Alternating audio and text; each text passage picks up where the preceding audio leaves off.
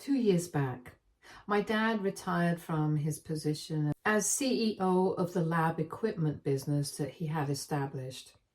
He had promised me for almost 7 years that I, 30 male, would be the next CEO, but on the day of his retirement party, he announced that my brother-in-law was going to be the next CEO. It came as a huge shock to me because I was the one who had organized that party and I had absolutely no idea that this was going to happen.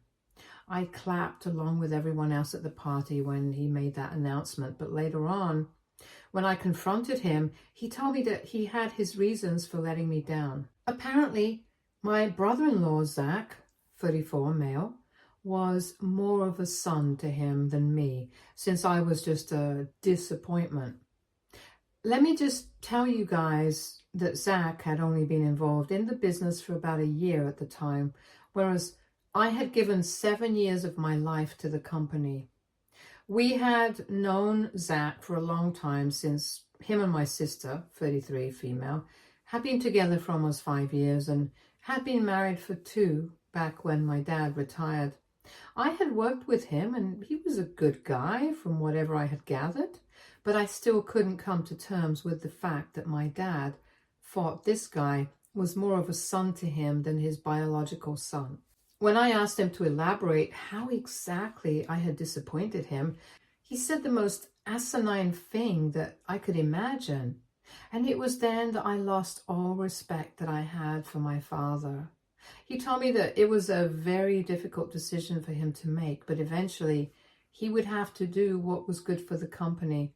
And somebody as mentally weak as I would never be able to be a good leader, which is why he had passed me over to choose Zach to take his place, since my dad believed that Zach had more qualities like my father than I did. By calling me mentally weak, he was referring to the fact that I had been diagnosed with a general anxiety disorder, and I had made the mistake of telling my family about it a couple of months before my dad retired. While I was having dinner with my parents one night, I accidentally dropped a small container of anti-anxiety pills that had been prescribed, and then I had to explain it all to my parents. My mother was quite fine with it, but my father is not exactly a huge believer of the importance of mental health. He thinks that being tough is the solution for everything, and after I told him that I had anxiety, he started having less faith in me. I feel like I should mention that my anxiety had never affected my quality of work, and I had never allowed it to get to a stage where it would make me less capable of being able to lead a company. And I'm pretty sure that a lot of people in upper management positions probably do deal with anxiety. It can't just be me, and I'm sure that they are able to deal with their anxiety without letting it get in the way of their work. But my dad told me that I had disappointed him by making excuses for my weakness and even resorting to pills for all of this nonsense. And so after a lot of deliberation, he had decided that Zach would be the perfect candidate to take over the company instead of me. He told me that if I wanted to leave, I was free to do so. But because he couldn't trust me to lead the company like he had, since I had already shown him that I was not strong enough, he was not willing to hand over the reins to me. It was not only what he had said, it was also the fact that he had led me to believe that I would be the next CEO, even though he had made up his mind about it well before the retirement party. It was really hurtful, and that night I left the party early and never spoke to my dad again because he had really hurt me.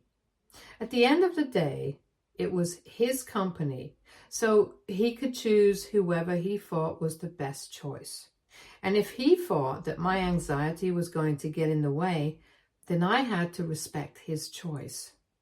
But I didn't have to stick around and tolerate this kind of disrespect. So I resigned, and within a couple of weeks, I started working elsewhere. The only person from the family that I have kept in touch with was my mother after my sister found out that I was resigning, because I was pissed that my father had made Zach the CEO instead of me. She chose to take that as a personal attack instead of trying to understand where I was coming from. She called me later on to come to my dad's defense, and we got into a fight, after which we stopped talking. For the past 2 years, I have not spoken to my father or my sister, and obviously, I have had no contact with Zach. Occasionally, I do speak to my mother and check up on how she's doing. We try to meet at least once a month, and every time we meet, she tries to tell me to make things right with my father, but I'm just not interested. And about a week ago, my mother called me and she was quite frantic. She told me that apparently Zach had been caught up in some fraudulent activities, tax fraud essentially, and had been arrested, and now even my dad was under investigation because of his previous association with the company. I thought that was very upsetting, but I didn't know what exactly she expected me to do about it. So she told me that she wanted me to speak to my father, sort things out with him, and testify for him in court. If it came down to it, since I had worked with the company earlier. But I was very clear with my mother, and I told her that I was not going to get involved at all in any capacity. I was pretty sure that if my dad was getting investigated, all the other higher-ups involved with the company were going to get investigated at some point. If Zach had committed fraud, then it was quite a serious charge, and I don't want to get into the details of it. But all I know is that the further I stay from this mess, the better off I am. So I told my mother very clearly that I was not going to stick out my neck for my father, and they were going to have to deal with this on their own because I don't want any trouble. Besides, if my dad even really wanted my help, he should have spoken to me himself. He's the one who needs me. Why should I be the one to contact him first? My mother then started telling me that I was being childish and that instead of still being petty, I needed to talk to my father and clear the air with him because this was not going to be easy for the family, and right now we needed to stick together. I thought that my mother was being unreasonable, and I told her that my decision was final. I was not going to be reaching out to my father at any cost. So she then got mad at me and said that I was selfish and heartless because even when the family was going through so much, all I cared about was what had happened 2 years ago. And I think that was a really insensitive thing to say to me, because if she had been in my position, she would have felt exactly how betrayed I had. And she also wouldn't have been able to move on from that so quickly. She would not have been able to forgive my father if she had been in my position, getting passed over for a position that you had worked so hard for almost 7 years for something that was completely out of your control. It's ridiculous to expect me to forgive him, especially when my father has never even pretended to be apologetic for what he had done to me. I don't think anybody can forgive a person who is not even sorry in the first place. So my mother and I just kept arguing for a while. Eventually, I just told her that this is probably karma for screwing me over, and whatever is happening with Zach and my father right now, they completely deserve it. Then my mother went silent, and after a while she hung up. I felt bad for saying it, so I was going to call her back a couple of hours later, but then I realized that she had blocked me. And now I feel super guilty about what I said. So AITA for saying that my dad was probably facing his karma because he had passed me over to be the CEO. Update 1. Hey everybody. It has been 1 week since my mother blocked me and I haven't been able to get to her so far. I'm trying not to feel bad about it, but honestly, there's not much that I can do. She was the only person who was still in touch with me for the past 2 years, and without her, I feel really lost and alone. Obviously, I do have my friends to fall back on, and they are all here for me. But she was the only person from my family who was looking out for me, and now I don't even have her. It's quite difficult coming to terms with this, and I really want to reach out to her, but I'm still going to maintain that I have not done anything wrong. I don't think that I said anything out of line because I really do think that this might be karma for kicking me out of the company over something that I had absolutely no control over. Yes, I do have an anxiety disorder, but like I said, it's not crippling. It does not affect my leadership qualities. It does not affect my ability to work as well as everyone else. And it certainly did not make me a disappointment like my father said. Whether people like it or not, words carry meaning. And what he had said to me on the night of his retirement party has stuck with me for the past 2 years. His primitive attitude towards mental health and its importance seriously messed up my self-esteem for a good couple of months, and I kept doubting myself, rethinking every decision that I had made so far, and I felt like an imposter even in my new workplace. It took me a lot of time to get over that, and even now I'm currently in therapy because there are a lot of unresolved issues that I'm dealing with. However, it has never once affected my ability to work, and I'm one of the best employees at my workplace. Something my bosses keep reminding me of since they plan on promoting me pretty soon. So I really do think that my dad messed up big time. And if my mother can't see that, it's not my fault. It just sucks that she's choosing to take my dad's side on this instead of telling him to suck it up and apologize to me. I can't understand why she thinks that I should be the one to make amends first. But one thing is for sure, I'm not doing jack for the family until they tell me that they are sorry for everything. And they have to say it like they mean it. I'm not going to be used again for their personal gain. Update 2. My sister came by to visit me today, and it was very tense because she was hysterical. She just wanted me to help her out since her husband was in huge trouble. But honestly, I don't even know what they expect me to help them out with. My hands are tied here. This is a federal crime, and I don't think I can do anything to help them out. She looked like she was in a terrible state, which is why I had invited her in. And I tried to be kind to her to the best of my abilities because I'm not heartless. I can't just slam the door when somebody is suffering so much. Anyway, she just kept crying on my shoulder and kept telling me that she had no idea that any of this was happening. And if she had, she would have put an end to it immediately. She told me that she's really worried about what's going to happen with him, and she wants me to use my connections to bail him out. But I told her that unfortunately, I don't have any such connections that would prove to be useful here. But she then told me that our father had said that in the company I'm working in currently, one of my bosses is married to a federal judge, and he was hoping that maybe I could speak to my boss and do something for them. She even suggested that they would be ready to pass whatever amount it took. But they just wanted me to put them in touch with my boss and by extension, his wife. I thought that was pretty out of order even for her to ask, let alone expect me to do that. I instantly said no, and I told her that I would appreciate it if she left me alone because I thought she had come by because she wanted my emotional support. But this was something that I was not going to encourage or even entertain. And I was saying no for multiple reasons.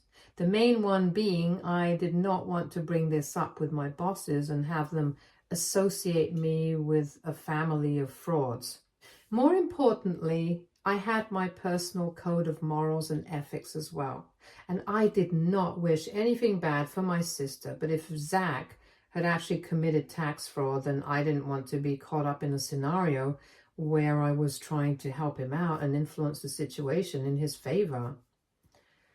At this point, it was not even anything personal against him. It was just that I did not want to get involved, and the most that I could do for them was be there emotionally. But apart from that, it was crazy to expect me to go to such lengths. When I said no and asked her to leave, my sister started sulking and said that she couldn't believe that I was still holding a grudge against her husband for something that was not even his fault. I tried to explain to her that this was not about that, And as a matter of fact, I had never really blamed him for what had happened with my father.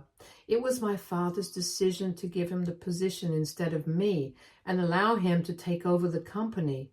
And if I was in his place, I probably would have accepted that position as well without thinking about who actually deserved it. So yeah, maybe I resented him a little bit, but I didn't hold it against him, and I definitely did not hold a grudge against him. He was just simply not important enough for that. And I tried to say that to my sister, but she just refused to even hear me out and said that our mother had been right. It was pointless to try and talk to me because I was still extremely petty and selfish. So we ended up fighting once again, and I told her to leave my house because she couldn't just waltz in and insult me after everything that had happened, especially after I had tried to comfort her. Though she had never extended that same courtesy to me when I was going through a tough time. And in fact, she had actually fought with me back then because she took it as a personal attack. 2 years later, she was still doing the same thing, so if anybody was being petty and selfish, it was my family. And that comment that she had made about our mother being right about me made me feel really bad because throughout the past 2 years, she had been the only one who was there for me, and now it felt like she had never actually been there for me at all. And it was all for show. I was already very hurt, and my sister refused to leave. She just kept standing there and said one hurtful thing after another. So it eventually came to a point where both of us started screaming so loudly at each other that I couldn't even make out what she was saying. We ended up cursing at each other, but then she finally left, and I feel terrible about everything that's going on. But at the same time, I feel like they deserve every bad thing that's happening to them. I honestly feel like even keeping in touch with my mother for the past 2 years had been a huge mistake, and I should have just cut my entire family off when I had the chance. Even now, I regret trying to be there for my sister because she was acting hysterical. They are definitely not worthy of my time or energy anymore, and they keep proving it to me again and again. But for some reason, I just keep finding it incredibly difficult to cut them out of my life entirely. I keep thinking about our childhood, how close we used to be, and my heart hurts to even talk about it now. All of this just genuinely sucks. I just wish for it all to be over soon. Update 3. Hey, so it's been 4 days since my sister visited and we got into that fight, and after that, nobody spoke to me for the next 4 days. I almost started thinking that they were going to leave me alone now, but today my parents finally showed up, and this time I had made up my mind that I was not going to let them in. I had already made the mistake of letting my sister in last time, and then we all know how that ended, so I was not going to repeat my mistake. They were standing outside the door, and I told him to leave because I really didn't think that I had anything to discuss with them. And they couldn't possibly have anything new to say to me that they hadn't already said, so we could just not waste each other's time and let this be. But my dad said that he was not here to ask me for any sort of help, but he was actually here to apologize to me because after a really long time, he had realized that he had done the wrong thing. He told me that he had screwed up in the worst possible way, and he knew that nothing that he said at this point was ever going to make it better, but the least he could do was at least try to talk to me and let me know that he was really sorry for all of this. And I have got to tell you guys, that really took me by shock because I really was expecting him to show up and start yelling at me or something. We haven't spoken to each other after the night of his retirement party, and I still remember that he had called me a disappointment, and I don't think I'll ever forget.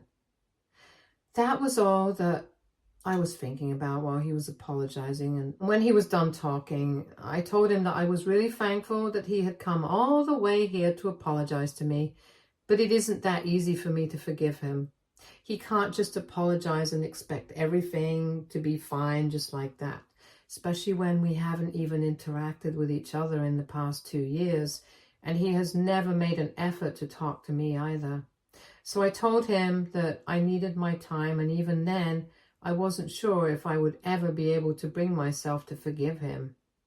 It wasn't even the fact that he had screwed me over 2 years back that was bothering me even now, but the fact that it took him 2 years and so much trouble to realize that he had not done the right thing and to finally come and talk to me.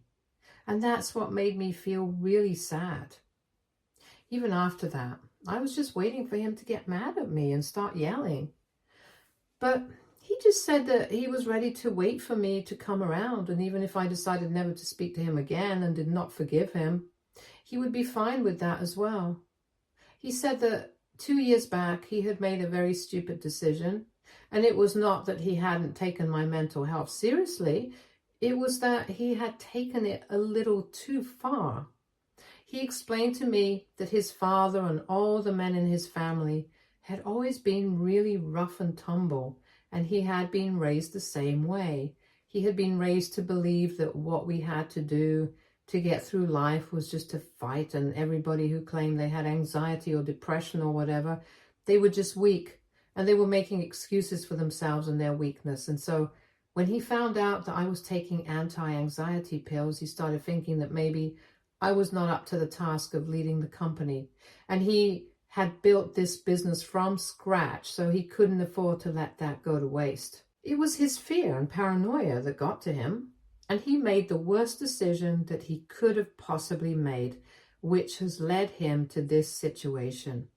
He then told me that after we stopped speaking, he was really mad at me and resented me for a couple of months, but then he started second-guessing himself and started reading more and more about anxiety and how it functions. And a couple of months ago, he started feeling like he might have some symptoms himself as well, and he was planning on reaching out to me to try and make things right, but then this fiasco with Zach came into light, and he was not able to do that. After he told me all of this, I felt really weird about the situation, and I still don't know how to feel about any of this, but at the very least, he has apologized to me. I know that after 2 years, it's not much, but to me, it means a lot. I don't know if I will be forgiving him anytime soon, and I really don't know if this apology was real or not, but I'm willing to at least think about it and give it a chance. For now, I just told him to go back home and I would contact him if I felt like it. And he respected that and went back after that. As for my mom, we didn't really get the opportunity to speak much today. She did apologize to me in the beginning for her behavior as well, along with my father. And towards the end of my conversation with my father, she told me that she was ready to wait for me to forgive her. She said that she might have reacted a little too quickly and a little too harshly instead of trying to understand what I was going through. She also said that she had spoken to my sister, and she also wanted to apologize to me on her behalf because she also thinks that she has treated me really badly in the past, but I don't think I'll be counting that as a real apology. My sister is an adult. She's a grown-up, and she can speak for herself if she wants to. If she wants to apologize, she's going to have to come to do it herself. And I can understand that she's just trying to deal with everything to do with Zach right now. But that's still not an excuse to behave with me the way that she did the last time that she visited. Anyway, the point is that most of my family members have apologized to me, and now it's up to me whether I want to accept the apology or not. I'm not going to lie. It's going to be a very difficult decision to make. I've spent 2 whole years of my life without any contact with any of these people, from my mother, of course. And even with her, things are pretty dicey right now. On one hand, I really want to forgive all of them and move on with my life because I don't think resentment is going to take me ahead. If I don't forgive them, these things are just going to keep running in my mind endlessly, like it has been for the past couple of years. And I really don't want that. On the other hand, I don't know if forgiving them and letting all of this stay in the past is the right thing to do. I'm just really confused about what to do right now, if I'm being honest. I miss my family terribly, and all of this is messing with my head. I know a lot of you might be thinking that they are only doing this because they are in trouble right now, but I've already made it very clear that I cannot help them. And even if I could, I wouldn't. It's a matter of principles for me, and I'm not going to change that for anyone, no matter what. So if that's what they're hoping is going to happen, they have already set themselves up for failure. And in case that's not on their minds and they are genuinely trying to apologize to me and repair our broken relationship, then that just complicates things even more. I guess I'm just going to have to sleep on it for a couple of days, and then I'll think about what I want to do. I'll keep you guys updated. Update 4. Hey everyone, I was able to log in here almost 4 months since I got really busy in the middle. Why that happened, I'll come to that later. Anyway, last time that I posted an update, my parents and my sister had just apologized to me. My parents had apologized to me in person, but my sister, I guess she was too caught up with the situation with Zach, and that's why she had told our mother to apologize to me on her behalf. She visited me a couple of weeks after that and apologized to me in person as well. And I told her the same thing that I had told my parents, that I would think about it and let her know what I wanted to do about this. And I did think about it.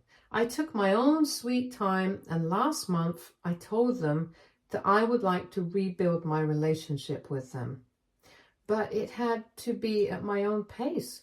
I told him that I would be willing to have dinner with them once a month from now onwards and see where it goes, because I'm still not sure if rebuilding a relationship with them is a good idea or not. But they were thrilled and said that they were okay with it as long as I was happy. So that's where it's at right now. And we had dinner together a couple of weeks ago this month.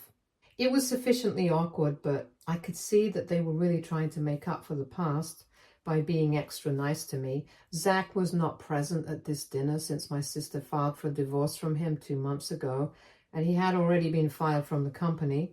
My dad offered to make me the CEO, but I declined. I think I need some more time. So my dad is handling things at the company right now, and he's still waiting for an answer from me. I'm going to think about it for a couple more months, and then, I don't know, I might accept. For now, I'm just trying to make time for the things that I love, and that includes my girlfriend. She is a really old friend of mine who I started dating a couple of months ago, and that's what has kept me so busy for so long, because now there is more to my life than just work and family drama. In fact, she is the one who convinced me to forgive my family and give them a second chance. I'm really happy that we are together, because so far I've never asked her out, even though I have liked her for a really long time, because I didn't want to get rejected and then end up ruining our friendship. But I'm glad that she took the first step. Now we are together and I'm as happy as can be. So things are going pretty well for me right now. Stay tuned for more stories from Argo Relationships.